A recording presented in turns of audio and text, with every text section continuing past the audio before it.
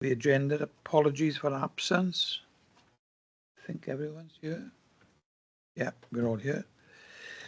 Item 2, declarations of interest. Members are reminded. Chair, apologies. I have got my hand up just in relation to apologies for absence. Yes. I have to leave at 5 o'clock. I have to be in the Senedd at 6 p.m. So I need to travel down to Cardiff. So I can only stay in for an hour. My apologies. Okay. Okay, that's fine. On the declarations of interest, members are reminded of their personal responsibility to declare any personal and prejudicial interest in respect of matters contained in this agenda in accordance with the provisions of the Local Government and Finance Act 1992 relating to council tax, the Local Government Act 2000, the Council's Constitution and the Members' Code of Conduct. Any declaration of interest? No, there aren't any. Coming to the reports, we've had a request to change around the order there, which I've agreed to, and that is item 6, that's the annual equality report for 2023-24, will be dealt with first, followed by the digital strategy, performance management and quality assurance framework, and then the budget report quarter 3. So, right.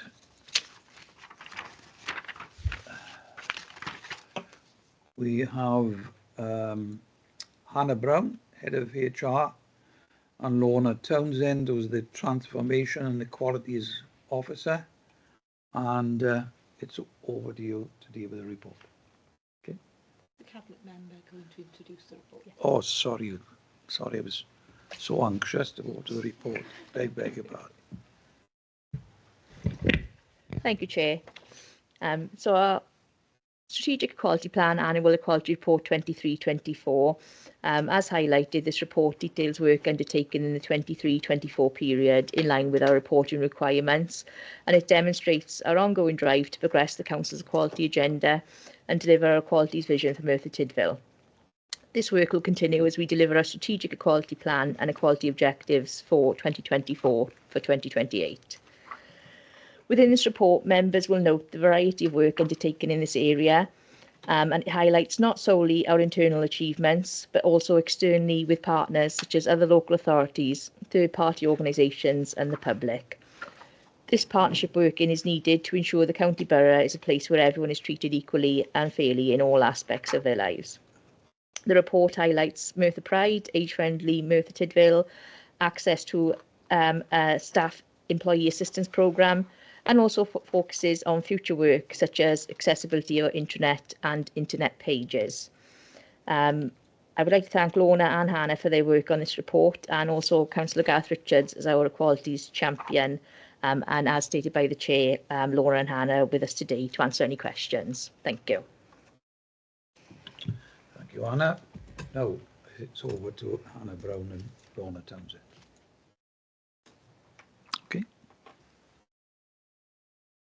Yeah, I mean, I think Councillor Williams-Price has sort of summed up the report really well.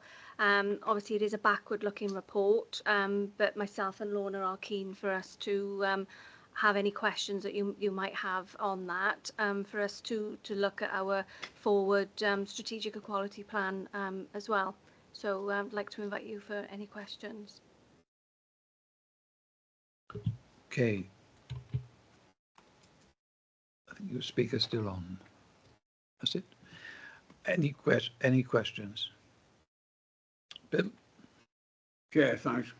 So if there's a backward report, how can we try to improve it then to make it sensible to us? Because what happened 6 months ago, what happened 6 months ago? How can we look at it, change the system so we can joint up, so we can know what's going, or we want to be done 6 months down the line to improve? Something like that, because it's only a question I ask, because it's a backward report. Normally put it on the shelf, do we? But to improve it, how can we improve it? Yeah, so our statutory duty under the Equality Act is to produce an annual report, which is a backward-looking report. So we have to do that by the March of the following year. Obviously, this report is for that financial year. Regarding our future work, our strategic equality plan looks at the next 4 years. So we approved that last March. We've already done a review of that. And within Appendix 2, there was an action plan in there for the future work as well. And obviously we welcome on comments on any of that future work that we're going to look at. And then next year, in the next annual report, we'll look back at the work we've done then for that first year of our 2024 to 2028 plan. So obviously, if there's anything that you think that we should be looking at, then obviously we can look to discuss that and implement that in the future work. But it is our duty to produce a backward-looking report from the last year. Yeah, sorry, Chair, I accept that. But you tell the public that and they just say, no, what are you talking about? So it's something that we've got to get achieved. How can we look what we want to bring forward? I know you've got a report, but how do we do it? So last March, the Strategic Equality Plan for 2024 to 2028 was developed. That came to scrutiny, that came to council, and that was approved. And that listed our 6 objectives that we're taking forward into the next 4 years. Alongside that, in Appendix 2, there is an action plan. It identifies those 6 objectives and some of the actions that sit underneath it. Obviously, if there's any comment on any of the actions that we deliver following this year now, we can add those in or discuss adding those in. Can we change that for the forward plan? Have a breakdown. Because we've got six themes. Can we have a breakdown to find out what we're doing or where we're doing? Yeah, so in the pack, that was in Appendix 2. It was a pack, but again, we want to break them between now and next year, don't we? Or whatever we want it done.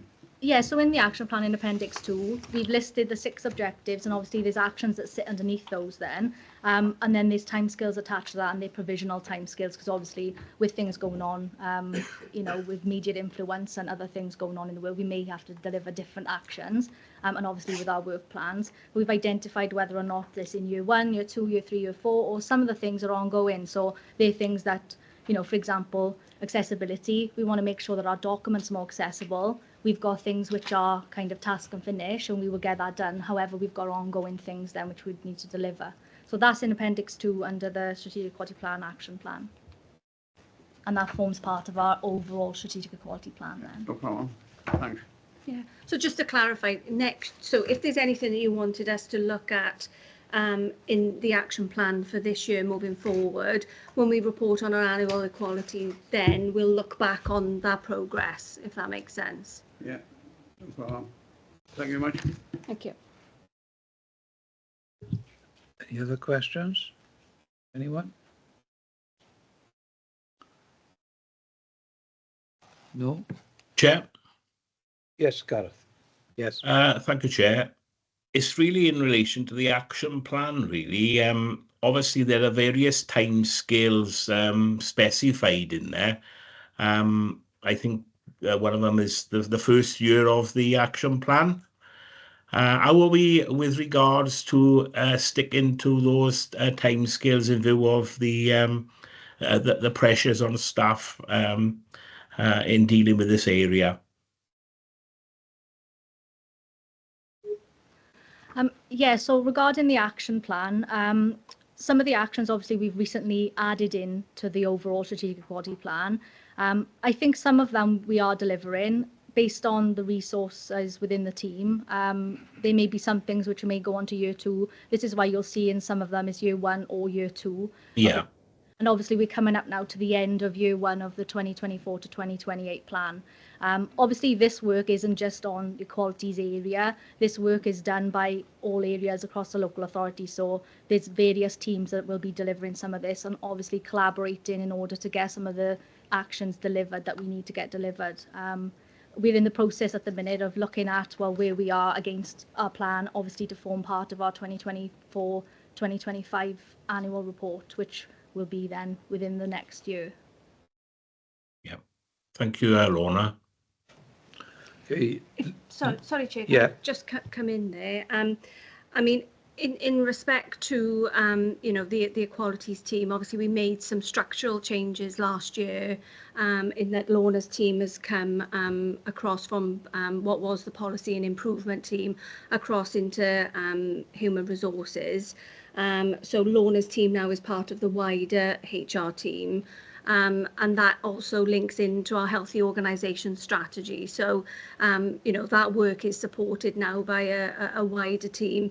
And as Lorna said, it's not just the work that we do from a corporate perspective, it's everybody's responsibility to include equalities in the work that they do.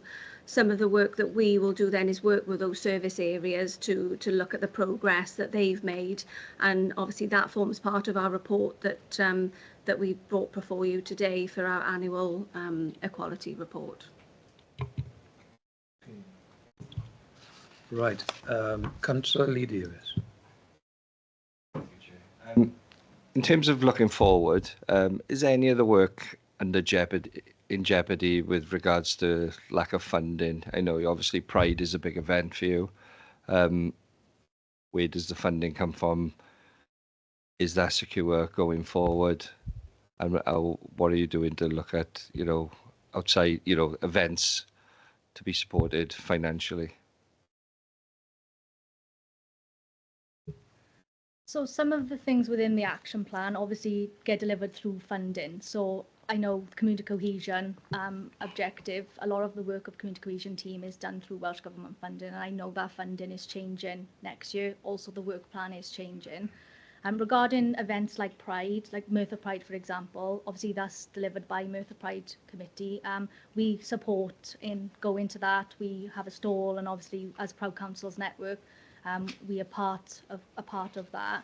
And regarding funding it, it doesn't, any funding towards Pride doesn't come from direct from equalities section. Obviously with budgets now moving over, they've all been restructured in how they're delivered, and Hannah might be able to answer that a little bit better regarding the budget within equalities. But obviously a lot of the work is us working together with other departments within the resources that we've got, collaborating, involving people, integrating all our strategies together so we're all achieving the same outcome really. And where we can work together trying to do that, we're trying to do that as a result of low resource and low funding. Yeah, okay, thank you. Thanks, Chair. Gary? Yes, Chair. Do you have any questions? Really, till officers started talking back to us. The report itself is always well written, lots of information, it's requirement by Welsh Government. So I'd assume once it's been approved by Council, been submitted there, the report would then a copy go to Welsh Government, or do we keep it ourselves? Because the reason I'm asking that, every authority is doing it. Back in the old days when I was an officer, any reports we sent down to them, they always came back with comments, critical or otherwise, or for areas of improvement. So does the report go to Welsh Government? Do we ever get any feedback from Welsh Government on the quality of the report, the content of the report, any areas that it could be improved, or they're happy with what we're doing? Because my point is, if they're happy with what we're doing, continue what we're doing. Because with the pressures on officers and the council, don't go into any more than we have to do. As long as we satisfy the requirements and they are worthy requirements, let's stick with those. So the question is, Chair, when I get to it, does the report go to Welsh Government, and do we get any feedback on the report that's submitted? Okay, so following Cabinet approval of the report, obviously we translate that report into Welsh as per our Welsh language standards and our guidelines there. It's published on the intranet and the internet. It's not sent directly to Welsh Government. We haven't received any specific comment back from Welsh Government on the actual detail of the report. However, we do have a few networks when it comes to equality. So we've got a South East Wales Equalities Network meeting. We've got an Equalities Network officer meeting with the WLGA, and there's separate meetings that go on. So, for example, recently we had the Anti-Racist Wales Action Plan, and obviously there's actions in there that local authorities need to get involved in and deliver. We have meetings on that, and the conveners who are, I think they're newly appointed into their roles, they're working with local authority areas in forums to try and ensure that we're implementing that. So if there was any comment on any of our plans, they would probably come through that, but there hasn't been any formal information sent. Obviously, the Equalities and Human Rights Commission, they, in their regulator role, they ensure that we're meeting our duties. And if there were any issues, we would probably get some sort of compliance notice or something to show that we are complying. But to answer the question, it doesn't get sent to Welsh Government directly. That's not within the duty, is to publish within 12 months after the end of that year. But yeah, it doesn't get sent there.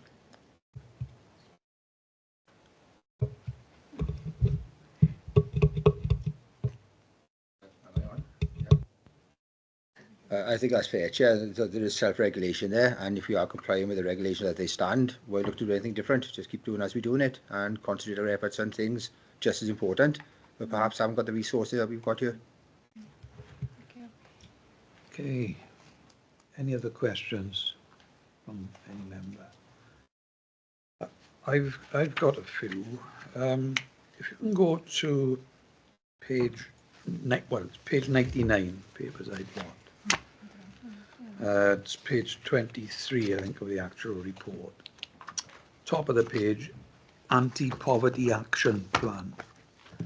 And it states there, we are in the process of developing an anti-poverty action plan. So what is the timeline for that? Is that coming to council, etc.? Regarding the anti-poverty action plan, I know it was some time ago now.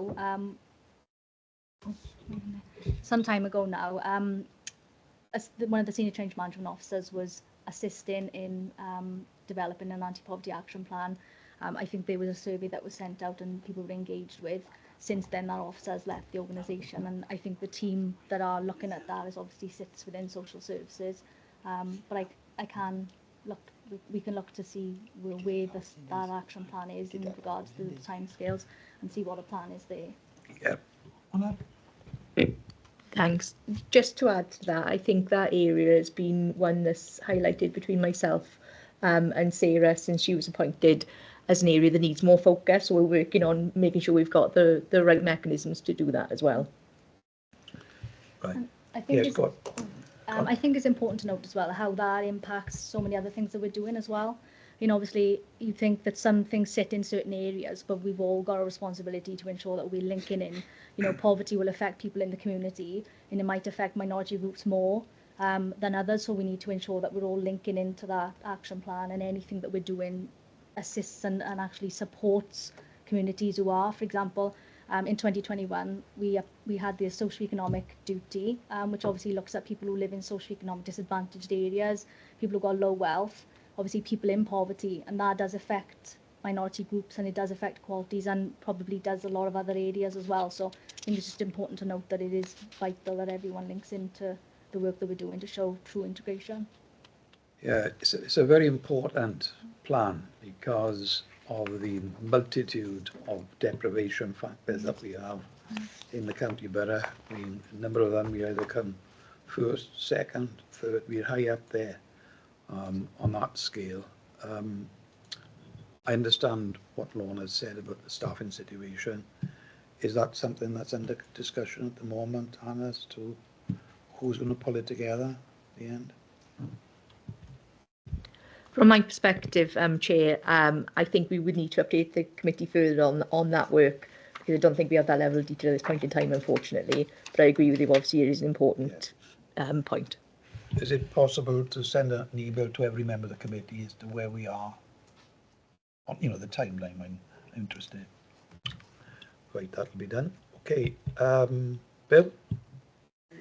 I support Lorna on this because I was in a meeting this morning with Care Repair, and they're looking at it, how they can change it, because Care Repair, there was national wide, it affects different areas, and deprived areas that affect them because most of them probably are owned the older generation, because they're all privately owned.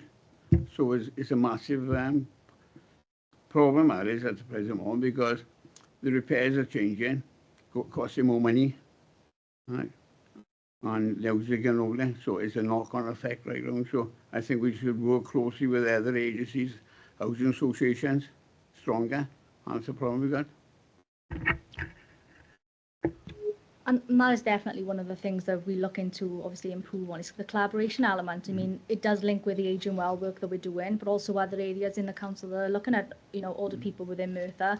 And there was an age-friendly survey that went out last year, and we've had a lot of feedback. It is within the report about some of the key things that older people in the community are saying that are the key things we need to focus on. And obviously, our Aging Well officer, when they discuss things with members of the public, they discuss things like care and repair. So it's showing those integrated links between what we're doing, a lot about digital exclusion as well. You know, we've had a lot of feedback regarding that and making sure that, you know, we cater to the needs of the communities in all of those different ways. That's right. Yeah. Any other questions? I've got two left. Is reference in the report about the Holocaust memorial that we've been dealing with in like other communities for a few years now. I understand that because of the issues with the trust, because I think the trust staff were organising or part organising it with assistance from elsewhere, but that didn't happen in January. Is it the intention for January next year that the council will be taking the lead to organise a memorial? Yeah, 2 minutes. Anna wants to come in now, Colin. Thanks. Just to update members on that, the advice from the community cohesion team this year was, in light of political sensitivities, to do something privately to mark Holocaust Memorial Day.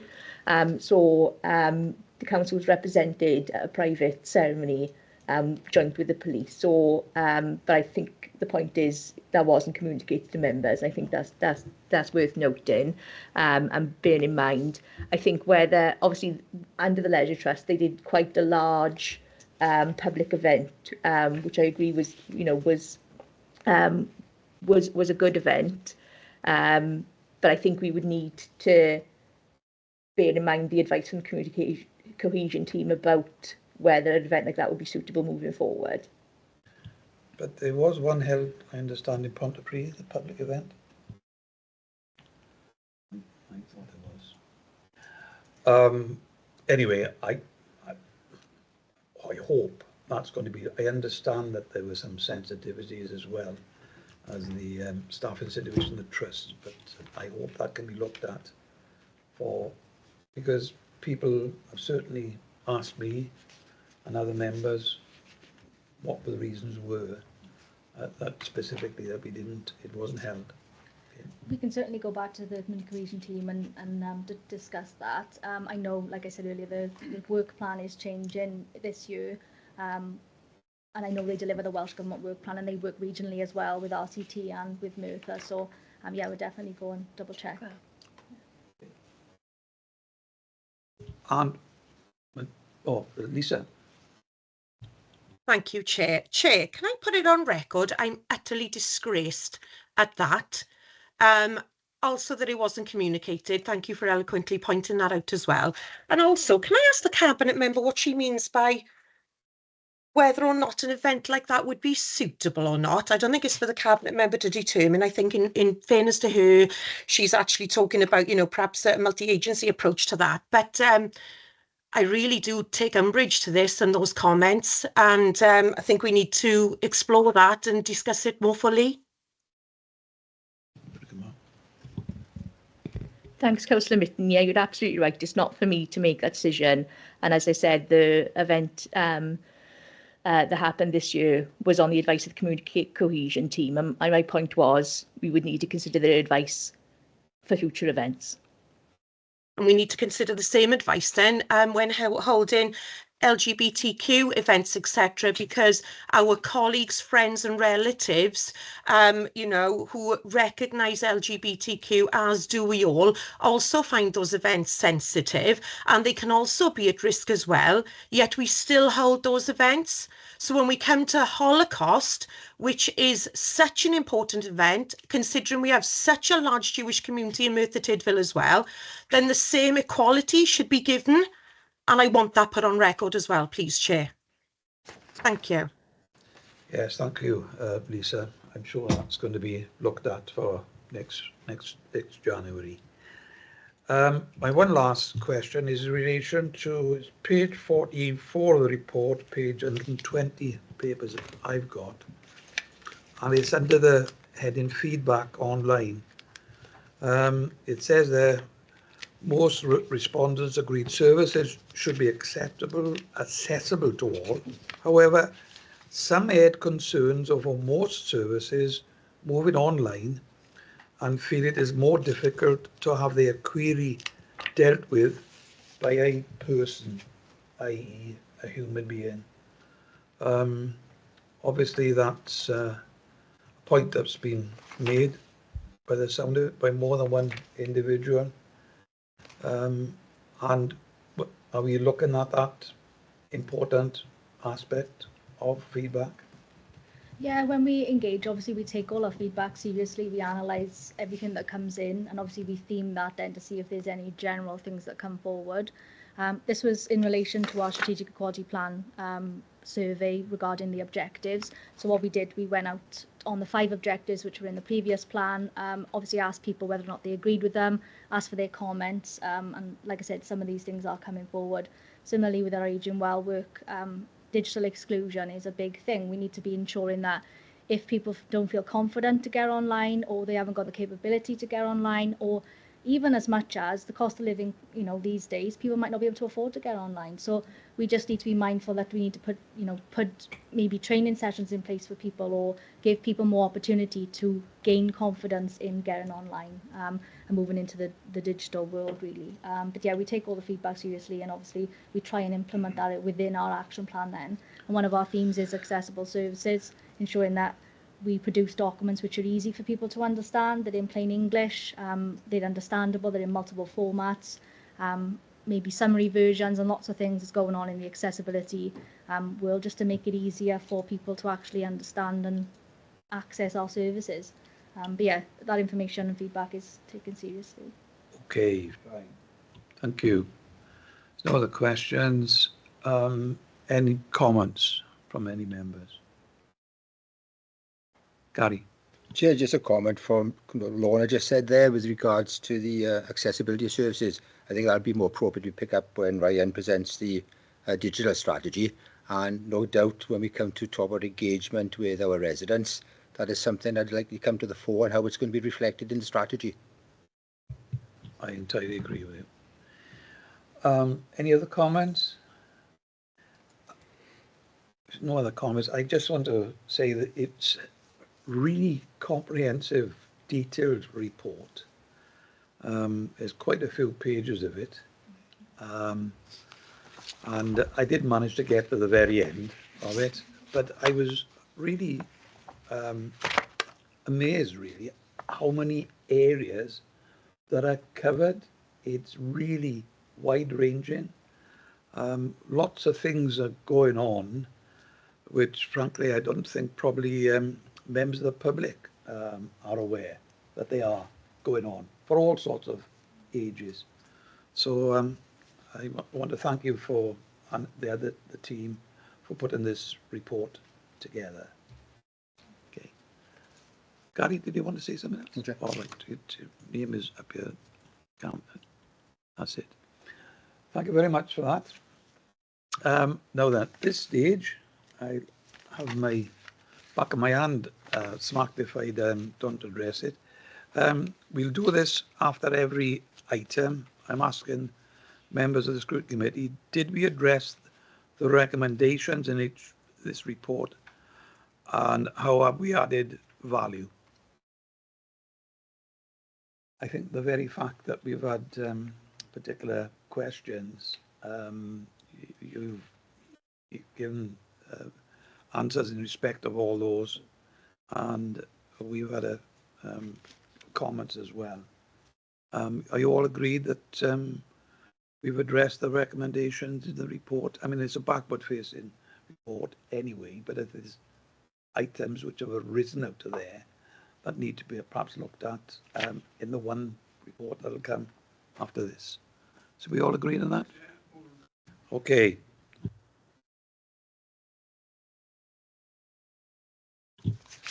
next one now in order, and that's the digital strategy. One. And Ellis, I think my understanding is that we waited for Ellis to come here, and he's been delayed in another meeting. So I know you were going to stay for this, Anna. All right, okay. If it's all right with members, because we don't know when Ellis will appear, we can go on to the performance management and quality assurance framework. Anna? Thank you, Chair. This formal report follows on from the scrutiny-led workshop held in January. As such, I will not seek to reiterate too much of the detail in my introduction, but would remind members that following the publication of the Audit Wales report in October 2024, Audit Wales highlighted the importance of this work, performance management, stating, "It is important for councils to have effective performance management arrangements to help them understand their performance and progress towards achieving their objectives and to take action where necessary. As councils are increasingly facing significant financial and demand pressures, performance management arrangements are vital to help councils focus on achieving outcomes and to help determine if public money is being spent wisely. Performance management arrangements also help to hold members and officers to account." I hope members will therefore recognise the amount of work undertaken to refocus and refine our performance management framework and address recommendations in that Audit Wales report. Key to this report before you today is section 6, which outlines feedback from scrutiny members via the workshop and actions taken. Thanks as always to Andrew for his work in this area and report author, and both Andrew and Sarah here today to answer any questions as needed. Thank you. Okay. Andrew and Sarah, do you want to add to that? Oh, weird. That's not. Yeah, Andrew. Nothing to add. Okay. Questions from members, please.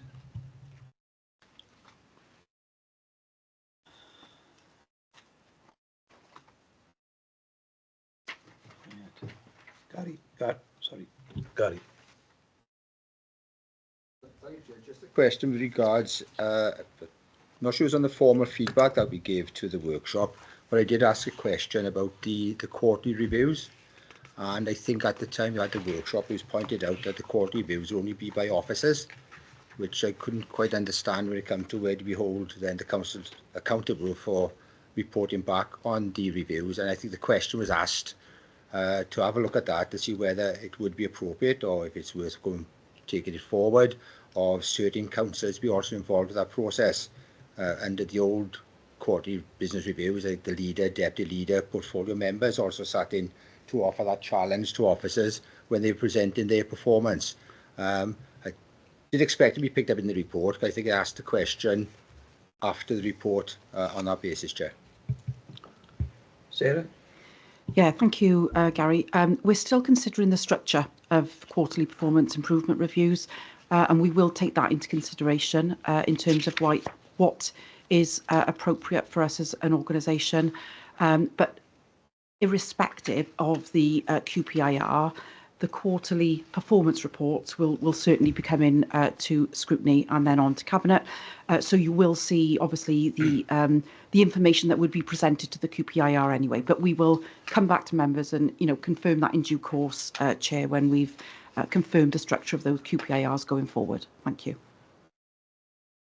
Okay. Yep. Probably Sarah or Andrew could say this, but there's a panel referred to. I've lost the page now. Yeah, there's a panel performance assessment. Who were members of that panel? Yeah, thank you, Chair. So in the scrutiny workshop, we touched on this. So the peer panel assessments are something that the Welsh Local Government Association have brought in this year. And the panel is to be decided. There is a separate panel for each local authority that undergoes a peer review. So that will be determined in conjunction with WLGA, because they have a number of trained corporate peers that will sit on those across Wales. We've started discussions with WLGA on that, and we'll shortly be, we've got another discussion with them now at the end of the month, and we've also discussed it with the Cabinet member, and we'll be bringing some training to all members on that, just so that everyone can understand actually what's involved in the peer review and the peer panel assessment for authorities. Okay, thanks. I know we've had a workshop on this. Are there any questions from members on this matter? No? Gary? Yeah. 3, when we look into the short term and medium term, etc., we're looking at in the short term to prove the framework and to have consistent processes in place. So 6 to 12 months, the question is what's going to happen in the first of the 6 months to say, you know, we still got services being provided, we still need to report on services performance. How are we going to pull that together from the team there to make sure that when the Welsh audit come back to review our response to their report, I think it's in 12 months' time, that we are demonstrating the progress that they expect of us? Give you a couple examples of that, Chair and Committee. So, for example, they picked up around the absence of consistent and robust processes in place for self-evaluation and service planning across the organisation. So that's part of the framework, but we're actually in the middle of that at the moment, rolling that out across the organisation. We had the first workshop with the first directorate yesterday, and we've got another one tomorrow, further one on Thursday, and those are taking place now during February and early March, which we will then have a set of self-evaluations in place across the organisation, which have used a consistent template, again, a template that we've utilised from and pulled in sort of best practice from elsewhere, the local authorities. And then we'll have a set of consistent service plans, because we've got a new template for service plans that will be in place across the organisation. Linked to that, obviously, is the risk management. So they picked up our approach to risk management. So as well as scrutiny, looking at and considering and council approving the new council's risk management policy and strategy with the revised risk appetite. We've also now got a consistent approach, a new corporate risk register, which has 13 high-level strategic risks that the corporate management team and Cabinet are reviewing on a quarterly basis. And we're working now to get in place service risk registers across the organisation. So that's a couple of examples that we continue to discuss with our colleagues in Audit Wales to demonstrate to them that we are putting in place the consistent approach to certain aspects of the performance management framework that we said that we would implement. Okay. Yeah, just a comment on that, Chair. Further question, perhaps. We're on questions. Questions. Is it page 49 on Yep. questions? I think it's an indicative timeline. I think is on page 49. And we've got within February that we're going to have a Q3 QPIR process. Going to what Sarah just said, it looks like we're still preparing how we're going to present that. So it's not likely that we're going to meet the February deadline. It's not sacrosanct. That deadline for February to have that Q3 QPIR. Okay, thanks for the question. I think to clarify, that's the steps going forward. So what we're looking at is the next financial year. So February next financial year, we'll have those in place. At the minute, we're setting up the consistent approach, as Sarah said. So we got all of the key foundations in place. And then once those are approved in April, going forward, next financial year we'll start with that timeline, and that will carry on year after year. Only comment there, Chair, perhaps I should have said on that page which year we're referring to. Could I naturally assume this is a report now, so it's this current year? So thank you, Andrew. Thanks, Chair. Any other questions? Couldn't one of the officers tell me the citizens panel is referred to here. Is that up and running? Yes, it's there, Chair. I think we are looking to sort of reinvigorate it and revise it now, sort of post, I think, the pandemic. But I can bring an update back to the committee if that would be helpful. Yes, I think it would, because it's been referred to on a few occasions in the past. I, for one, I don't know who's on it, how often we contact them, etc. But I think that would be interesting if we have an update on that. Any other questions from members? No. Any comments? No. Just to thank the authors, Andrew and Cole, Sarah, for putting this report together as a result of the workshop. Hopefully the plans we've got there, because it's over the next few years, we'll try and keep to that timeline, and I'm sure we'll have further reports in the not too distant future. Right, okay, that's lovely. Any other comments? Again, did we address the recommendations in this report, and have we added value? I think we have. As I said, we had a workshop on it. This report encompassed all the discussions that took place there, so I think we've covered that. I think members are nodding their heads. Agreement. Okay.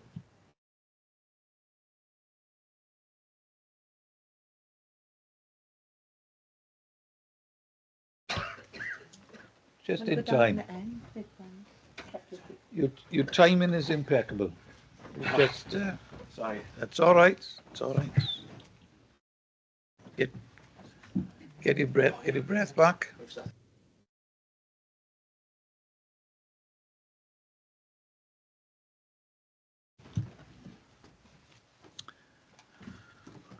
Okay. Right. We're on the digital strategy, and you've got the report there, pages 5 to 20. Who's going to? You're going to introduce first, and then we'll come. Okay, Anna. Thank you, Chair. So with regards to the draft digital strategy, members will be aware of the Audit World report on a digital strategy published in January 2024, which gave the following recommendation. The Council needs to develop its strategic approach to digital to act in accordance with the Sustainable Development Principle in the process of designing and delivering it, and to develop monitoring and evaluation arrangements for it.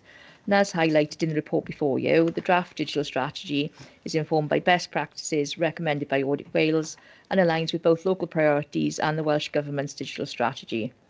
This strategy is also being developed following workshops undertaken as part of this committee's work. We welcome scrutiny input on the draft strategy, and where appropriate, any recommendations made can be implemented before approval by full council. With thanks to Richard Evans and Ryan James for their work as report authors, and also in the chamber today we have Ryan and Ellis, who are available to answer any specific questions on the detail of the strategy. Thank you. Thank you, Anna.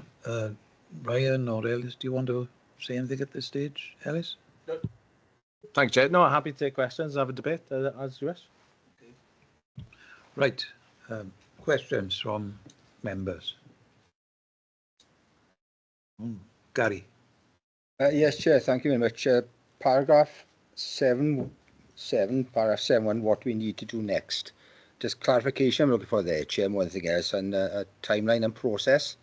When will the strategy be presented to the Council?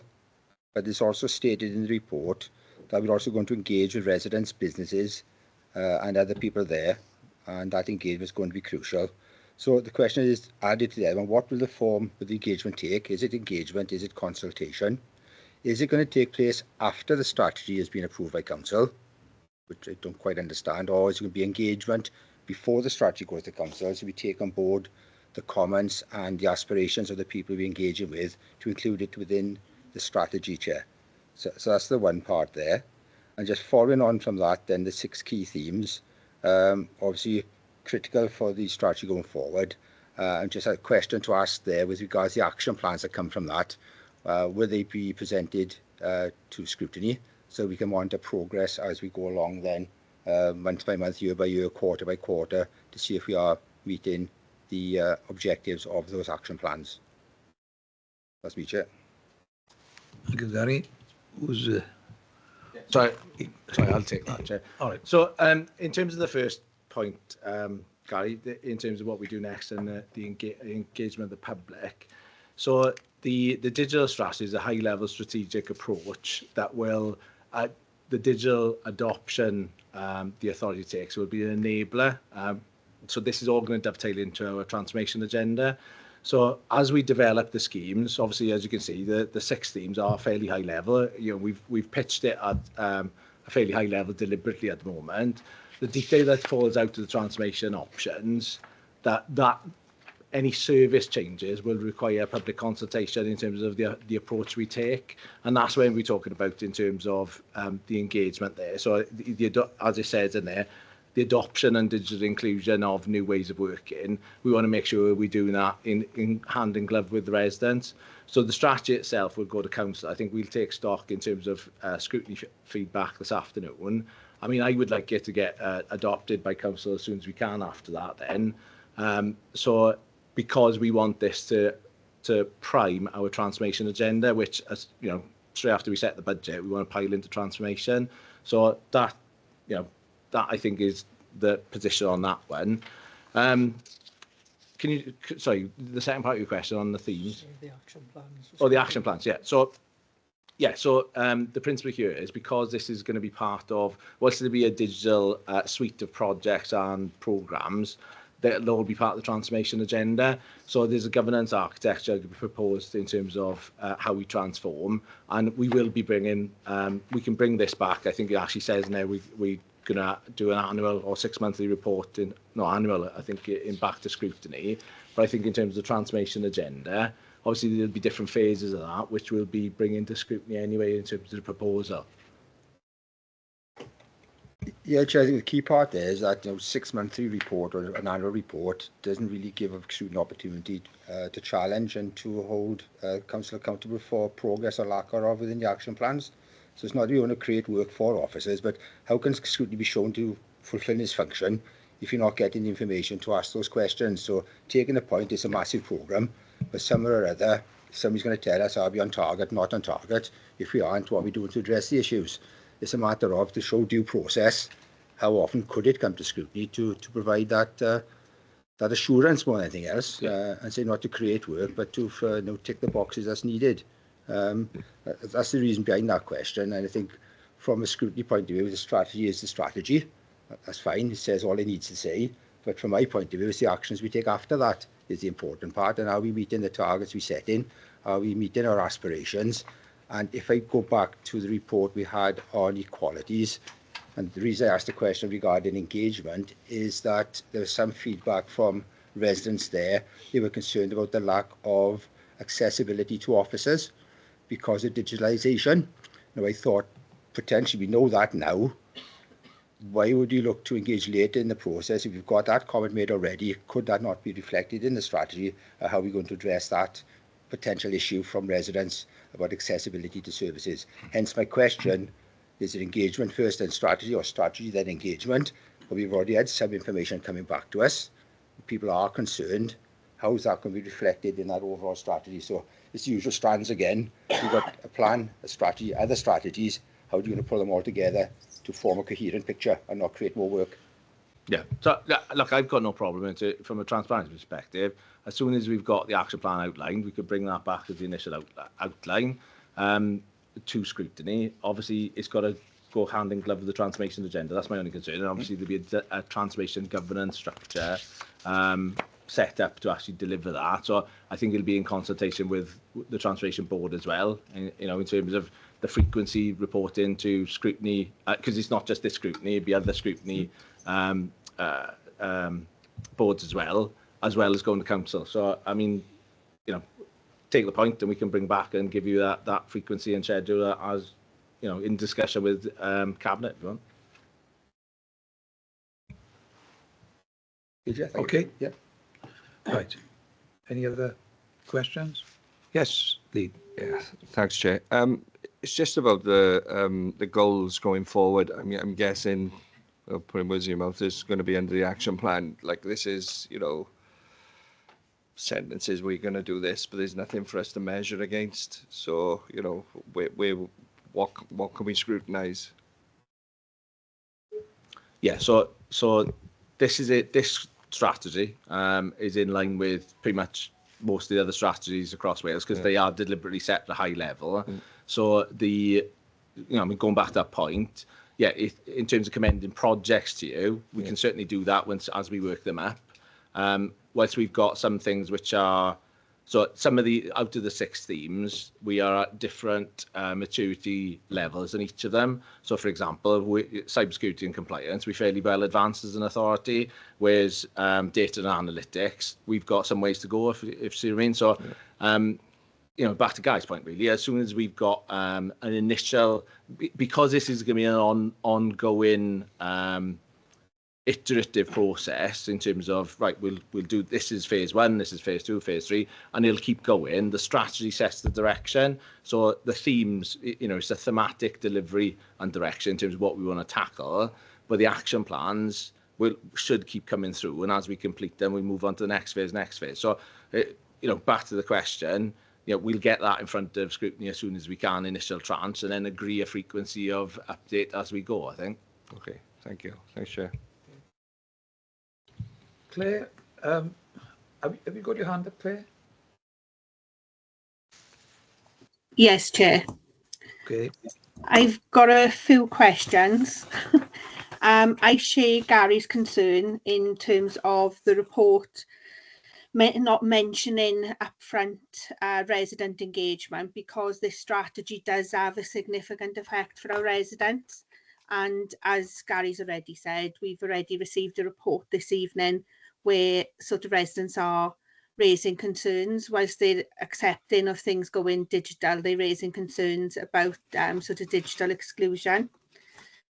So within the report, I was wondering, and this is sort of part 8 of the report, how do you plan to improve access, and how will you kind of correlate sort of this with income pressures for residents? Because I appreciate the report says you're being an enabler, but unless our tenants can afford to and have the skills to access services digitally, you're not actually going to achieve your aim. So I'm wondering what the thought process is around sort of that wider scope of what you're trying to achieve. So from a digital exclusion perspective, from a Merthyr resident context, obviously, as we develop schemes and projects, we've got to be quite mindful of that. But a significant amount of the program we're going to develop, it will be back of house in terms of not seen by the public anyway. So the interaction, you know, the interaction with the public perspective are those direct public-facing transactions, such as, you know, a direct transactional where, you know, say it, report it, pay for it, and customer service interaction with the service. So as long we, you know, I totally agree with you. We need to be mindful of how we support the entire resident base, particularly those who have are going to be challenged with engaging with different ways of working, and we consider that as we have to do. But that's not to say that we can't modernise and improve the service from a customer service perspective anyway. We, you know, part of the principles which the Centre for Digital Public Service, CDPS, is about how you actually set out simplified customer processes, even though they deliver digitally. So that's certainly something, Claire, we will be mindful of in terms of how we develop schemes in the first instance. We've got to take a whole resident approach in terms of how we deliver something. That's not to say that there'll be it'll be totally delivered with the changes we give. There may be a different route for anybody that has an exceptional need. Does that answer your question? Yes, I think it's a sort of strong answer for where you are at this position in time, and it's certainly something that can perhaps be sort of revisited in a future scrutiny session when we've got a little bit more information on implementation of the strategy. I've got another question, and I'm sorry I'm asking this, and I kind of feel it's a little bit unfair, but it was something that popped into my mind whilst reading the report and the strategy. Within sort of page 6, obviously it talks about a lot of technology. And I know obviously sort of in recent scrutiny meetings and included in today, there's discussions around sort of budgets. And one of the things that sort of popped in my mind is technology is costly and very quickly becomes outdated. So I was wondering, as future budget implications being considered in line with the strategy, and how would this fare if you were in the unfortunate position where you had to look for a cost saving exercise, because it's going to be a lot of investment in this strategy. And the more technology you add, the more cost it comes into, the more frustrations you get, because you're talking about kind of the bots and AI. That again causes a lot of frustration for people when it won't give them the actual answer in the same way a human can. So I'm just wondering, as that wider financial sort of implication and future proofing being considered? Absolutely. So again, I come back to the fact that this is a strategic approach that we want to undertake, and stepping through those 6 areas, these are the things that we need to look at and consider. In terms of the delivery, obviously anything requiring investment will be done on a business case approach. That's not to say that if something's an enabler and just a straight cost and there's no direct saving, however we'll get savings in another way or method, then that is for consideration as well.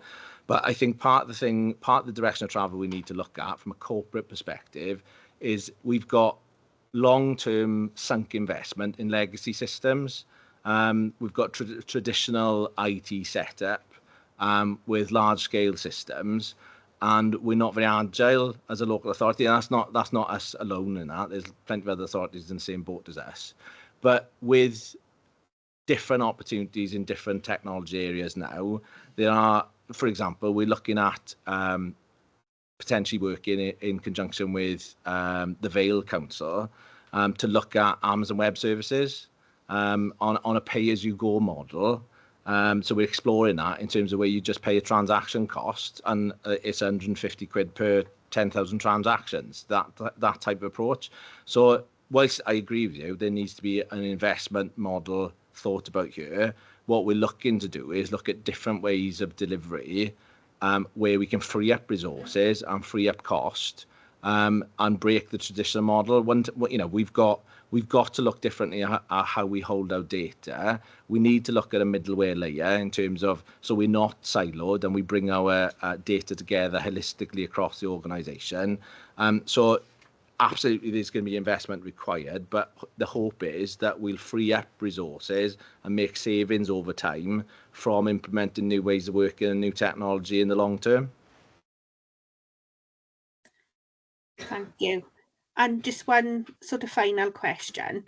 Obviously, sort of a part of the digital strategy is around data and analysis. Can I seek sort of reassurance that that won't just be those who are digitally engaging, that it will also be the wider sort of digitally excluded people as well, and that the strategy is not just going to be focused purely on digital data and analysis? So when you say focused on, when you say digitally excluded, are you talking about the residents or you talking about residents there, Claire? Yeah? Yes, so obviously sort of data and analysis is part of the strategy, and it's in there in an icon as well.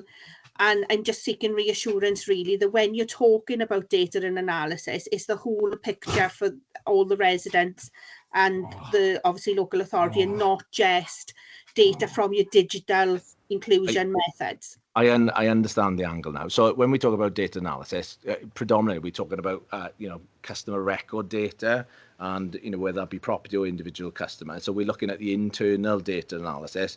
I think you're alluding to customer engagement data there in terms of feedback and number of people have responded to a survey, yeah, that type of thing. So the data analysis we need to look at is we've got a huge amount of data, across the authority. They'll give you every aspect of Merthyr life. Right? What we need to get better at is using the data we hold to inform decisions better in order to improve services. So especially we hold that data on a regular basis, on a daily basis. So that's the approach we need to take in order to deliver more targeted, improved services, utilising the data better to inform it. That's great, thank you. That was the answer I was hoping for. Thank you very much. Welcome. Thank you, Claire. I know you waited a while. Councillor Bill Smith. Thank you, Chair. Simple question. My mobile and my laptop, sometimes they're nursing together. So tell me, why are we going to use a mobile number to get into my laptop? Please, that's number one question. So I've got our security expert next to me, but that's two-factor authentication. But I let him explain it too. It's easier because my mobile nearly went to the window. Yes, thanks, come on. Yeah, Bill. So that's the multi-factor authentication, or two-factor, as Ellis said. Right. So for security purposes, we need two kind of points of access to your laptop and the software you use. So the first is your username and password. The second is the text which comes through. We got twice or three times. I've been talking to people on the phone. I say, can I phone you back? Why? I gotta get into my laptop. And they asked me why. I said, I can't tell you. I haven't got a clue. But nobody told us. Anyway, on about this digital, I'm working with the community. And are we having hubs about the place now? Because the cost for people to have iPads in certain areas, come in, check information, ask questions. Like somebody who come down on that email to make complaints and bits and pieces. They go right around the world. And sometimes they got to come to town. Are we having certain areas to help the community to start working with IT, because IT is more important. I was getting artificial intelligence starts down in the next couple of years. It'll be everywhere. So yeah. Are we going to have the clubs about the place? Or? So I think what you're doing now is you're straight into the transformation agenda discussion, which is that's what we need to do next as an authority. Look at how we want to deliver services, and the digital strategy here is the enabler that make that happen. So the technology, as $6 million man, strapline, we have the technology. So if, for example, there's you wanted to put something remote down in Bedlinog to speak to a service client remotely, we can do that. It's just what we need to discuss, Bill, is the infrastructure around, well, how do you deliver a service? So are we going to have hub and spoke models throughout the borough? What services are going to be provided through them? How do we staff it? How do we facilitate it? So that's the transformation discussion coming in then in terms of, well, fundamentally, how do you want to deliver services as a council? Yeah, I'd accept that, but we look into the future. We can't just stop and say, oh, we're going to do this. Like, what's going to happen in the next 10 years? And that's the plan we've got to put forward to the community and say this is going to happen. Yeah, and that's the thing in terms of there is a community expectation. So we've talked about the digitally excluded, but if you look at the expectation of a customer base when dealing with the private sector, I can do this online banking, I can do that, I can get I can go into a customer portal. They expect that from us as well, and a lot of those things we can't provide. So I think that's part of what we want to do is in terms of meet customer expectations. A lot of these things we have to think about the digitally excluded, absolutely, but actually there's a bigger proportion of our residents expect a certain level of service delivered digitally, and we can't quite meet it at the moment. So that's a plan. So the voice are gone. So you're going to put a plan together now for Scrutiny. Let's have a look what's going to happen in the next. Yeah, so So as I said, so this will dovetail. So we've got the inception of the action plan for this strategy, and what we need to do things like a digital baseline across services. We want to understand our actual skill base. We want to maximise what we've got in terms of cloud-based contracts. Look at what's coming up in terms of what services that are capable to go to cloud-based. There's a huge amount of work need to happen. We'll put all that together in line with the transformation agenda as well, where we get actually service transformation enabled by digital. So those are the bits that we need to have ongoing conversations. But as soon as we can bring I'm more than happy we bring plans back in phases as we've got them. As we get them, we'll bring them back in front of scrutiny. But it's got to be in tandem with the transformation agenda. Great. Right, Gary. Thank you, just one question. Ellis, you mentioned that we're perhaps not as well developed under data analysis as the other themes that we have. And I think the bit of research I did when we had the workshop, lots of authorities have created teams in order to pull that information together. And I think I did ask the question in the workshop, how are you going to create the capacity within the council to do that? Because that is quite critical to the strategy going forward. If that falls behind, lots of other areas are going to fall behind. So in terms of digital analysis, so we have some resources. So we've got, Hannah's got 2 staff in a data team, but directly, but we've got other officers who conduct a fair amount of data analysis. So there's a couple of staff in education, there's somebody in social services. What we don't have is a centralised large data unit. We've never had that capacity.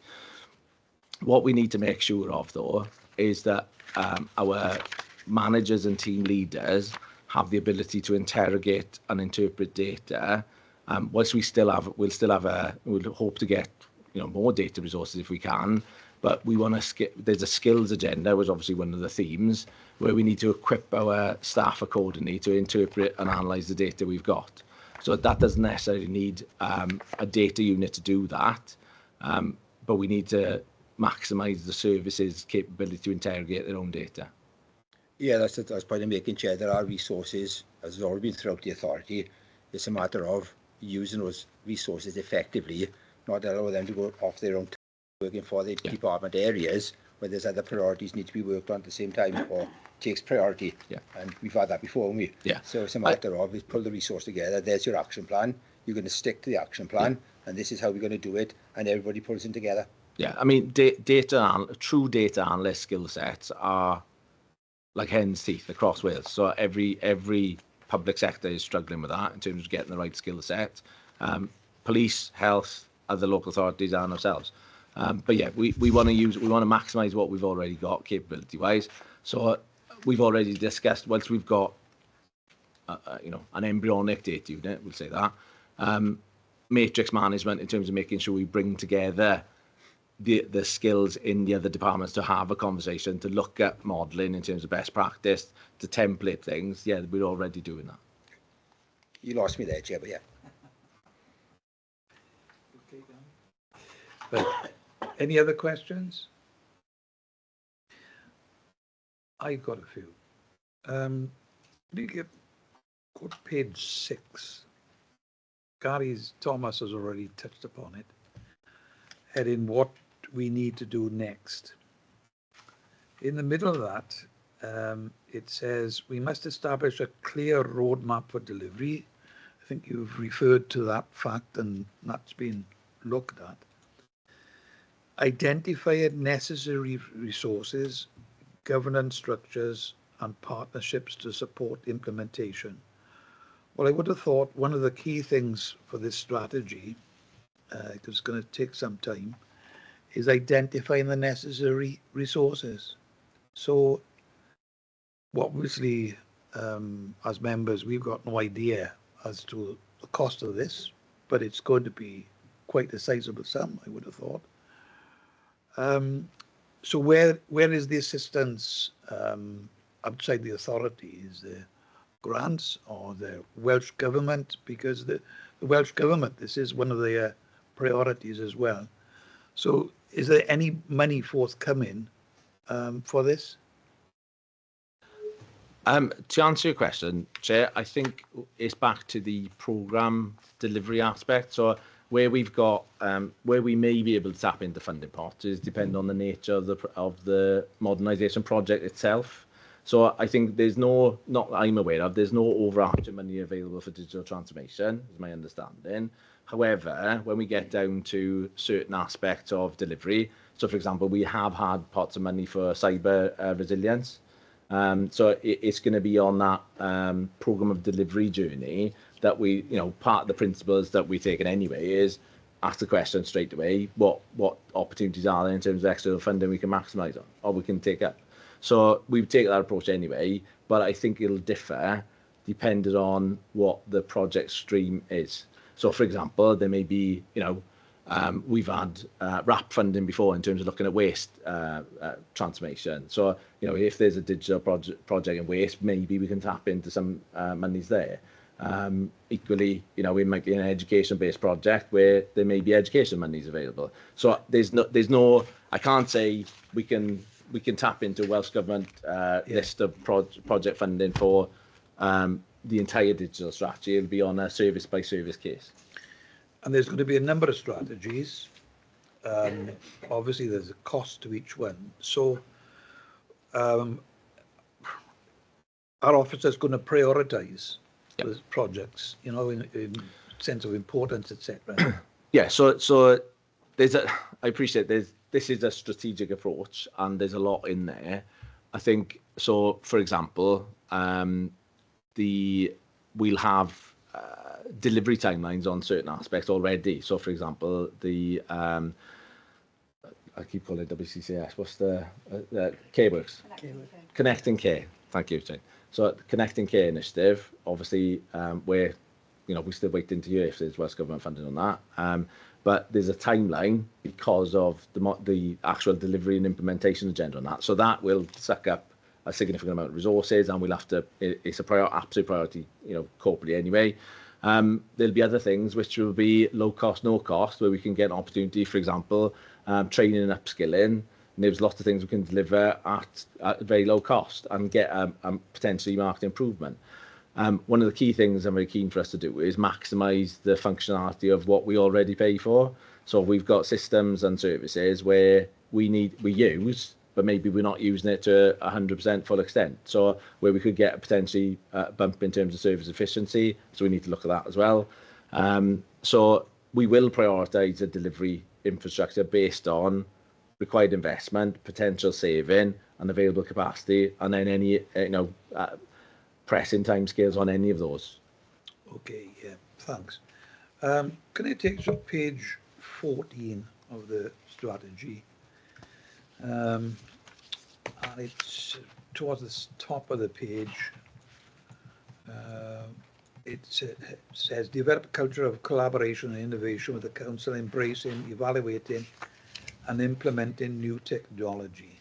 And under that, in faint print, it says, development of effective self-service facilities for citizens. And before your answer, I give you an example. I'm no doubt the 30 members, they can give you a number of other examples. Members of the public are still coming into the Civic Centre for various queries, and they go to reception. I've got a complaint which I'll be writing to yourself and Sarah about it. It's quite specific, from a resident of mine who came down here quite recently to reception with an issue, and the member of staff said, no, I can't forward that on. You've got to go home, email or ring into the authority. Now, until we get all this in the future right, we've got to see to and deal with things as they are nowadays. And that cannot be right, that we've got members of the public who come here in good faith. They probably caught a bus from goodness knows where in the county, but come in and they are told that. So that shouldn't be happening. until we've got things that we're going to do in the future, you know, all right, and people can adhere to it. So, but that's not happening at the moment. Yeah, so first of all, can I apologise for that? That shouldn't have happened, Chair.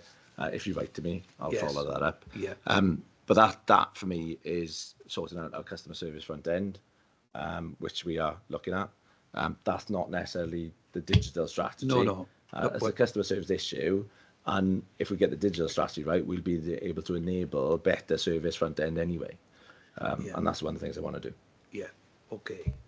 On the next page, page 15, right at the top, investigate and develop the use of automation, including opportunities for robotic process automation and artificial intelligence. Printed on my mind straight away is doing away with human beings. So this is happening elsewhere.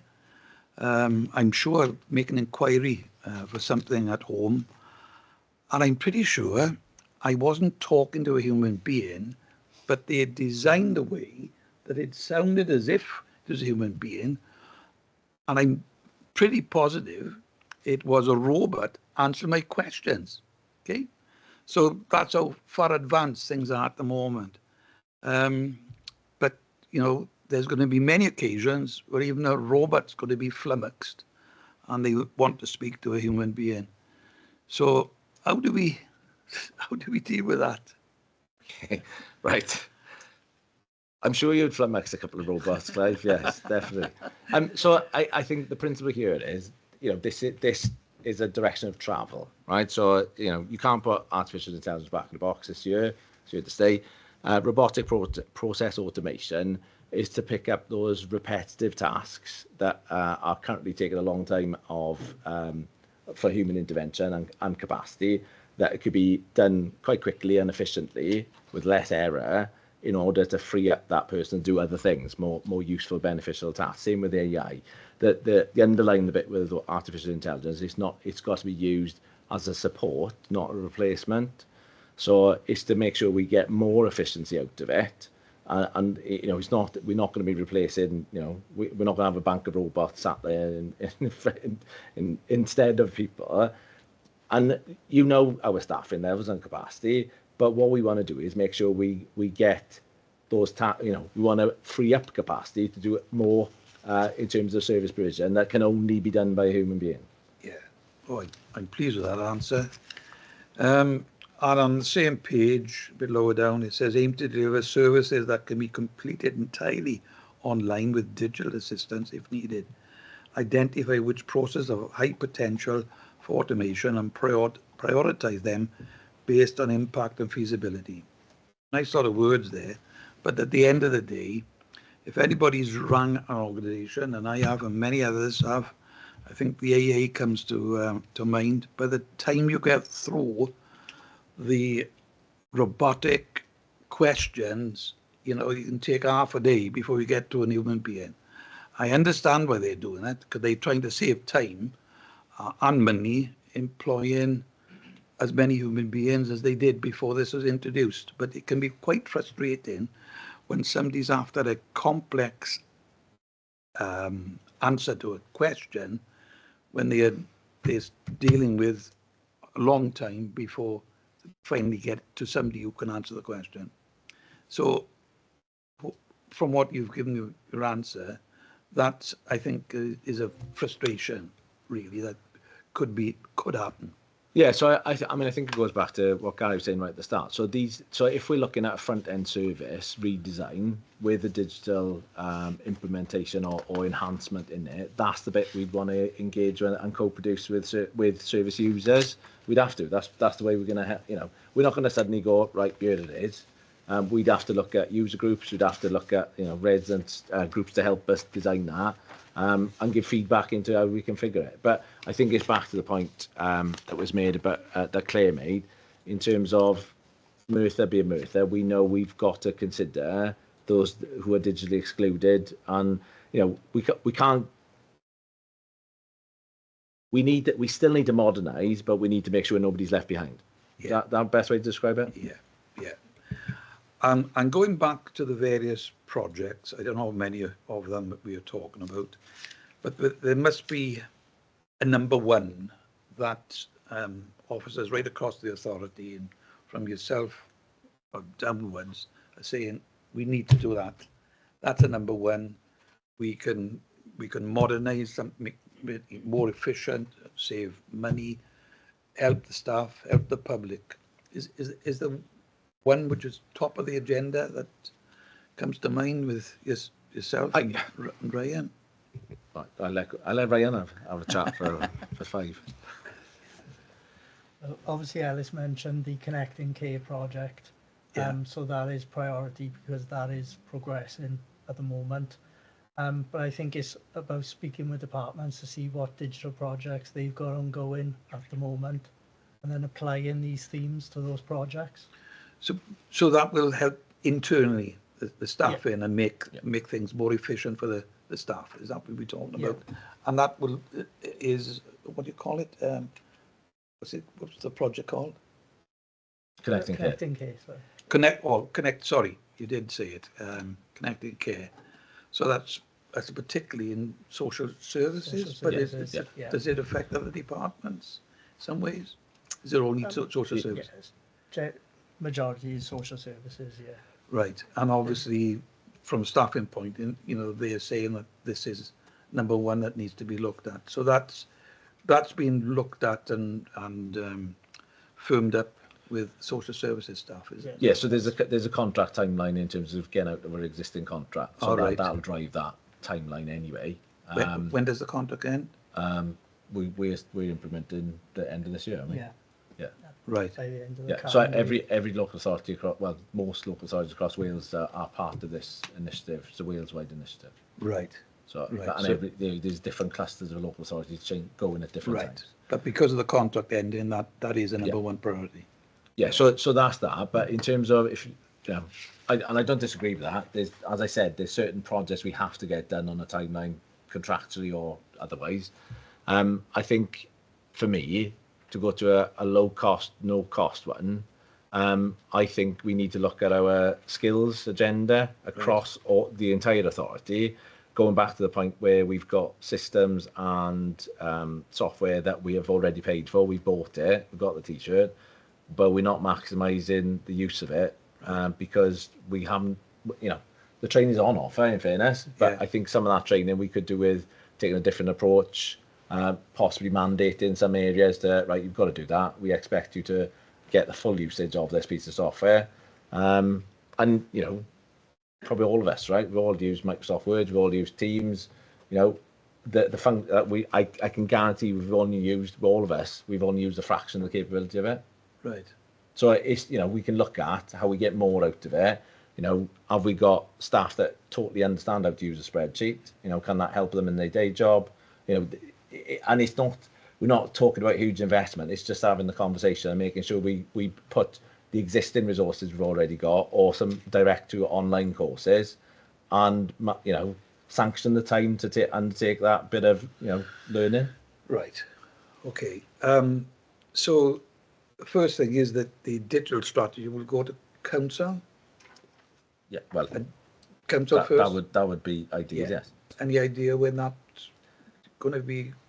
I think. So I was just going to check. So, is there? Obviously, we get the write up from today. Is there any further concerns or recommendations you'll write to us from a scrutiny perspective? Well, I'll ask members. I don't want to give my own views here.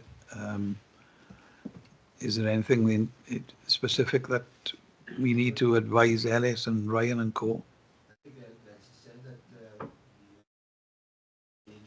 Strategy's gone to council, so my view is that the strategy is as good as it's likely to get, and the sooner it goes to council, the better. Then we can start the process. It's the action thereafter, I think, is the important part. So get it to council, get it approved, and then let's crack on with it. Exactly as Guy said. Right. So this for me is our direction of travel. Right. What we need to get under our belt is the actual steps. Right. So and that is an evolving discussion. It's going to take a little bit of time. As soon as we've got it, we'll bring it back and share that with you. Yeah.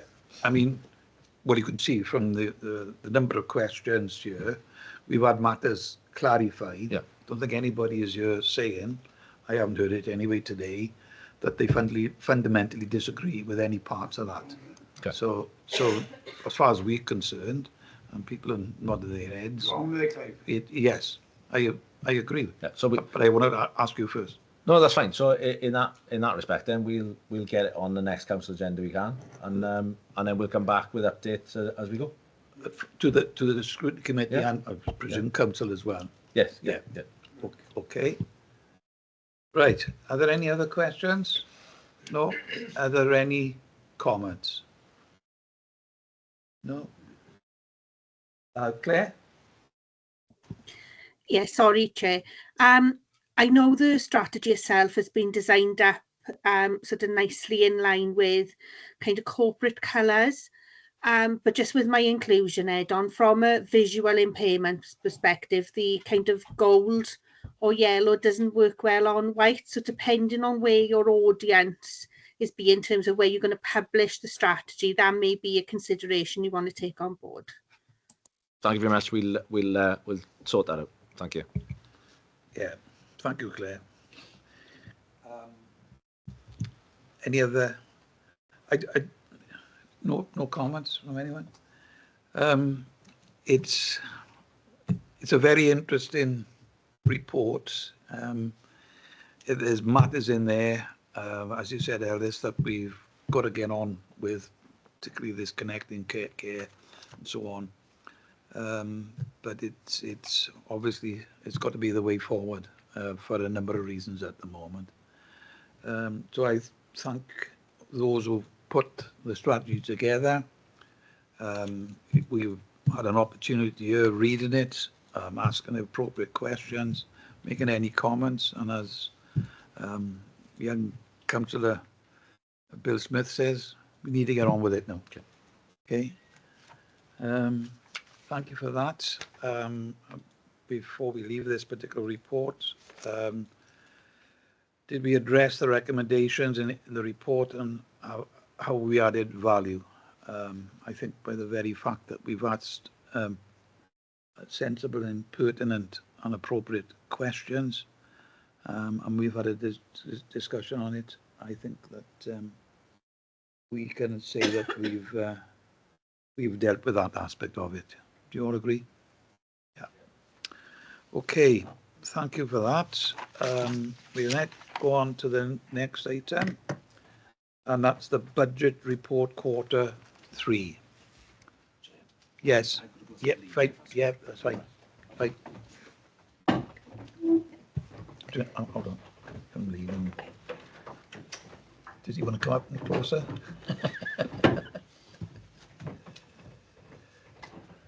See him far away in the end there, Craig. Okay. Right. Okay. Anna, if you can introduce it, please. Thank you, Chair. So the Revenue Budget Monitoring 24-25 Quarter 3. This Quarter 3 report clarifies the outturn up to the end of last December, and members will note it points to an improved position from Quarter 2, in the main due to Welsh Government grant, which covered National Joint Council pay. Members will also note the corporate vacancy factor savings projection, which is detailed further in the appendices. It is positive to see an improved position, and I thank Finance Director Craig Flynn and his officers in this work on this area. Beyond the specific financial details outlined in this report, I particularly want to highlight Section 6, which sets out where we want to be as an organisation and the role of members, elected and also, of course, our co-opted members via this committee in scrutinising financial management, and crucially ensuring that we have the long-term financial strategies in place to provide much-needed assurance around our long-term financial sustainability as a council. And as you will note, Craig is here to answer any technical questions you may have on the report. Thank you. Thank you, Anna. Any questions from members?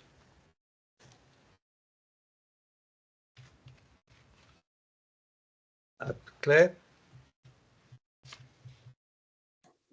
Thank you, Chair. Question regarding 5.53. There's mention regarding a delay. I was just wondering whether whatever caused that delay, whether it's now been resolved.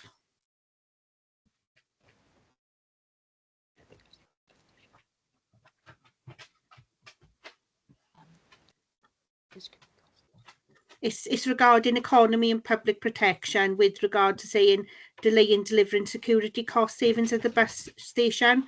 I'm just wondering now whether that's been resolved. That particular area is still being dealt with under the holistic review of security and cleaning of the whole of the St Tidwell shopping centre. So that is still being looked at and is not being delivered at this point. Okay, thank you.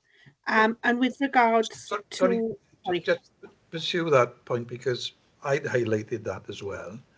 Is this a contract, because I noticed it's security and cleaning, that's what it says. Is that a contract which we've taken over as an authority? Because it refers to the high costs there. So, number one, is it something that we've had to take over from a private contractor previously? And I don't know what cost we're talking about, but it's obviously a significant figure, Craig. I don't have that information to hand, but I'm more than happy to feed that back to scrutiny members. I think that would be helpful because unless we've seen the actual figures, we don't know if it's something that's had to be taken over by the authority and there's a contract due to end at some time. But it's clearly referring to what seems to be a significant amount there. Yeah. Okay, if you could email us all and give us the information, I think that would be helpful. Yeah. Sorry, Claire, carry on. Thank you, Chair. With regards to 5.5.5, I feel the pain in terms of increased sort of software and licensing costs relating to sort of governance products. I guess my question is, are you able as a local authority to explore alternative providers or alternative in-house solutions, or are you automatically tied into your specific software licensing provider, which I think we all know is sort of mod.gov? This is wider than mod.gov. We always look for best value in regarding our procurement of our ICT solutions. This is making reference to our specific financial management system, where we have to move to the cloud-based solution due to not being supported. So we move into that solution with our current provider, but when that tender is up for renewal, we will obviously test the market to achieve best value. Great, thank you. Sorry for my confusion. I think I automatically went governance licenses. I know what that is, so thank you. Okay. Okay, Claire. Thank you, Chair. Okay, thanks. Any other questions from members? There aren't any. I've got a few. It refers under 5.5.1, the second paragraph down there. It refers to a consultation exercise undertaken by Welsh Government. It's been decided to maintain a maximum charge of £100 per week for residential services. Are we talking about domiciliary care services? Is that what it is entirely? That's correct, yeah. Ah, right. Okay. And then a bit further down, 5.5.2 under education, you refer to additional cost pressures continue to be recorded across SEN transport due to changes to the contract and new contracts during 2024/25. and I noticed in the figures there, that's a considerable cost to the authority. When it says changes to the contract, what sort of changes have been to increase the amount from the previous contract? That would be based on the pupils' need assessment. So there may be additional pupils with need transportation provisions that meet their need during the year. And that's all factored in the projections, which would have been different at the time of budget setting. Right. So were you talking about more SEN pupils, or in addition to that, pupils who have got more complex needs? Or is there a combination of the both? It would be a combination of both. And as we're all well aware, and Merthyr Tydfil County Borough Council is no different to any other local authority, we have experienced additional, more complex ALN need with the children that we are educated, and there are costs with that with regards to transportation to the relevant provision that is meeting their needs. Right, okay. And under 7.3, it refers there, budget planning 25-26 continues to be more uncertain and challenging than usual, with a number of existing and new cost pressures presenting themselves and taking up the council's limited resources. In addition, there are higher expectations of the council to address homelessness more robustly and on a longer term sustainable basis, and additionally to strengthen support social care. So I know that there is a high demand on the authority, for example, with homelessness situation, etc. This is everywhere in every authority. You know, we got a huge bill for it. Larger authorities have got an even bigger bill. So have there been any representations made to the Welsh Government that, you know, because this is a huge problem, for increased funding in that area? Have we made any, are there any discussions taking place, for example, through the Welsh Local Government Association or via yourselves as Society of Treasurers? Because that is a huge figure, which we are one of 22 that we've got to deal with. Yeah, I think it's fair to say that representation is made at every opportunity via the Society of Welsh Treasurers, Assistant Directors of Social Services, and through Association of Directors of Education across Wales. The need is growing, and cost pressures associated with that need is obviously falls to the local authority, and representation is made to highlight that pressure. Okay, that's fine. And well, I'll make a comment about some of the matters because it's not a question as such. I don't think I've got any other questions there. Anybody else got any other questions? No? We're on to comments. Any comments from any members?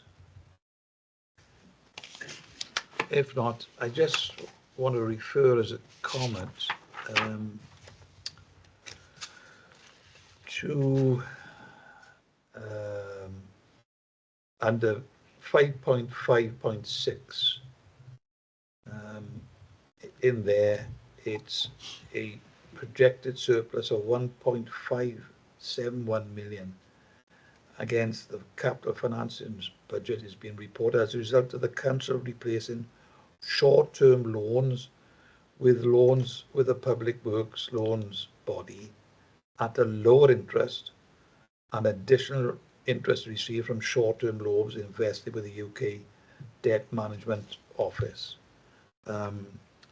Obviously, from yourself, Craig, and other senior members of staff, you've got to be alert and keep your eyes on this whole situation where money can be saved, and in this case, a substantial amount of money by changing over to the Public Works Loans Board. And I think that that is great. And further down there, 5.5.7, it says, based on trend data of the previous number of financial years, it is anticipated the budgeted collection fund surplus of £700,000 will be exceeded by 213,000, resulting in a projected collection fund surplus of 913,000. We're not at the end of the financial year, but hopefully that figure might even be higher by the time 31st of March comes, and I think that's really excellent. I got no other comments to make except to say that I just want to thank yourself and others for putting this report together, Craig. Again, I'm going to ask the same question. Have we addressed the recommendations in this report and have we added value? I think we have. Do you all agree? Yeah. Okay. Thank you for that. That completes all the reports and items there. Before we go on to the work programme, you don't have to stay. Thank you for your attendance.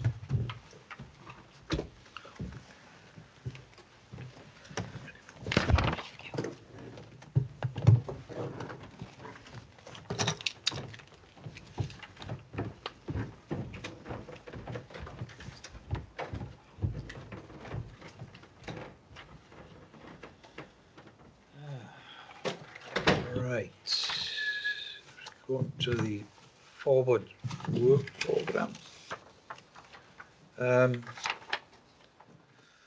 As a result of the meeting that we had, a pre-meet, as you know, the next corporate scrutiny, 1st of April, we've got the One Planet standard as a decarbonisation date. Then we got the self-service evaluation, including the annual delivery plan and the review of the corporate plan. And we've also got the medium-term financial plan, 25, 20. We've also received, sent it out, was it yesterday? Yeah. About a progress report on agile working. No, I understand that that's going to come to us as a progress report. But it states there, Jane, that it was for information. But I'm not crystal clear as to whether we are able to deal with that. Is it just coming to information and we won't have any input into it, or it will come to us and we will have an input into it? And I've also I had a quick discussion with Sarah before the start of the meeting. My understanding is that sometime this agile working has got to come to full council. Does agree with that viewpoint? I think it should come to scrutiny because it was raised scrutiny originally. Yeah. In fact, it's going back to October 2023 when we asked for a progress report. And Sarah's going to have to put it together that she's had as an information report. But my view is it should come back as a formal report for us to question. And the reason I'm asking that is that there's the attachment to the report is obviously from the survey they've undertaken. I think it says 82% of managers have said it's improved productivity. Is that a personal opinion? Is it a statement? Is it a statement of fact? Where's the evidence behind that to prove that? So I think that's some of the questions we did put back in the day, but I think it's still relevant questions. Not to say we're against agile working, but it's all very well to say productivity has improved. Can you show us? How can you be satisfied it's been improved? So there are questions we asked regarding that report. I haven't gone through a great detail yet, but I don't think it's answered all the questions I put back in October 2023 either. No, you're absolutely dead right on all the points you've just made, Gary. Because this was picked up from the actions. That's what Sarah told me. So I'm still in conversation with her, but I wanted to discuss it with you this afternoon because, as far as I'm concerned, we've all got questions on this. All of us, and particularly the elected members, because you know there are issues there which I've highlighted earlier with Ellis. You know, we've got frustrations as members by being able to contact various officers from day to day.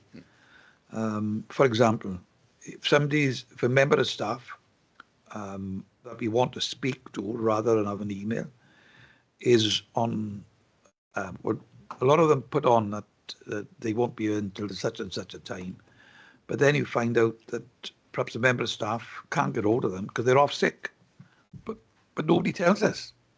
So in the good old days, when you had all the staff in the office and you phoned up and Joe Bloggs wasn't there, the next desk to them, and not far away, would be somebody else who could answer the question. And that, I think, is part of the frustration. There's a load of other questions that need to be asked on this report.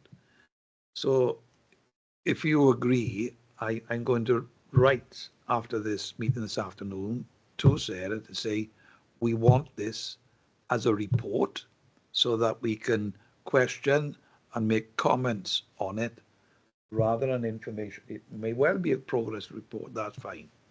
But we need to deal with it, what we're here for, as a scrutiny.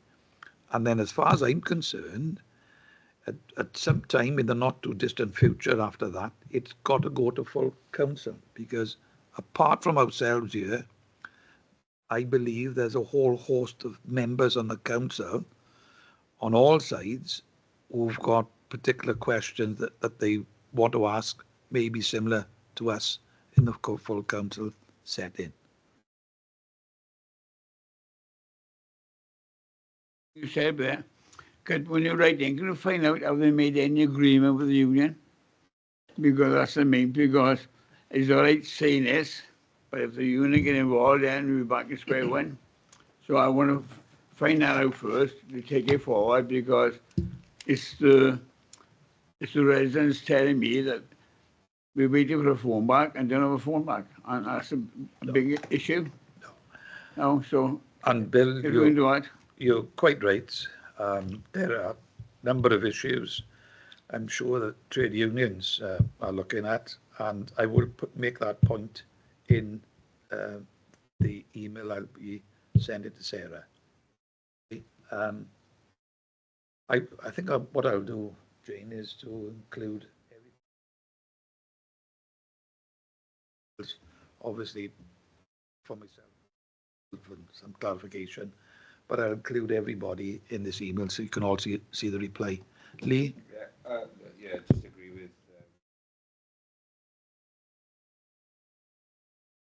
in terms of the agile working, like fed up of trying to be able to contact somebody. You go onto their email, should have their telephone number. That telephone number is somebody else's number, or it doesn't exist. You can't get hold of them.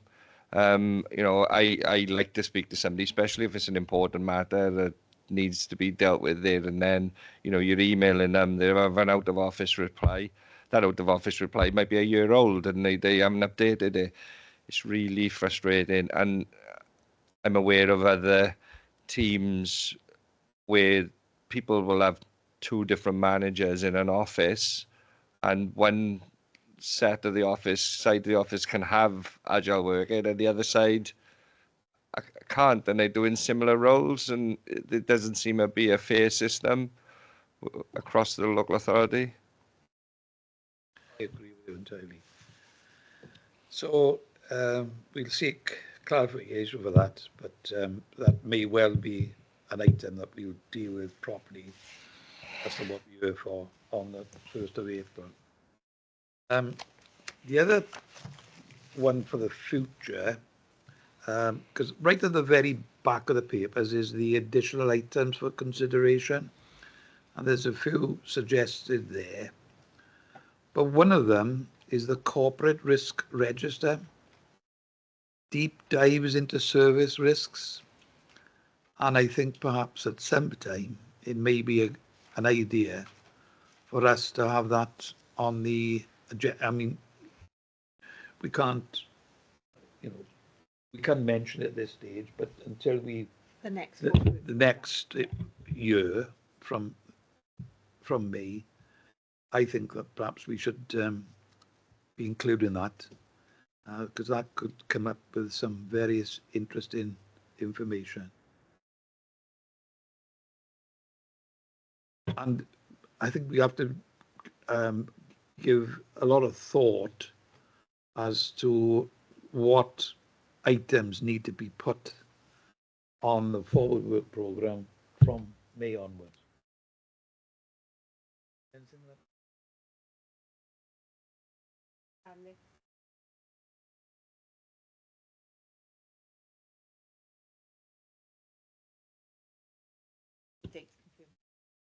Okay, we've got draft dates. Yeah, Right, if there's nothing else in the forward work programme, item 8, scrutiny referrals. I haven't got any. Please.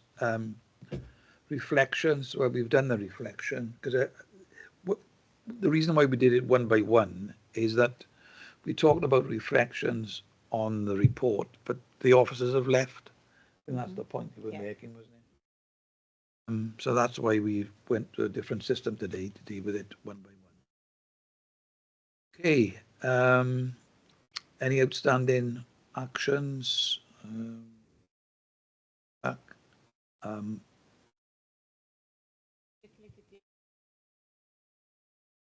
circulated the actions to you, didn't we? And we keep on top of those, and we make sure any actions from the meeting are followed up and members are communicated with.